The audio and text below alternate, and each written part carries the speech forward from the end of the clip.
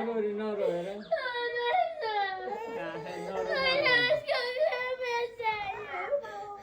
अब फकेर आएको छ बिचरा बहिनीले मेरो कपाल भोलि आउँछ दिजु भनेछ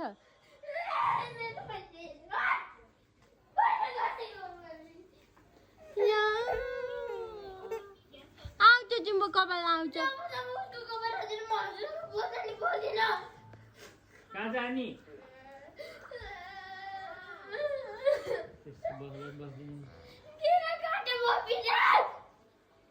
कपाल भोलि आउँछ क्या कपाल भोलि अहिले आइसक्यो कपाल छामा त कस्तो मजा आउँछ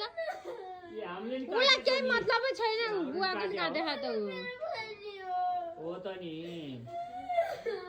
काइन्ड मेरो कपाल आउँछ दिजु भन न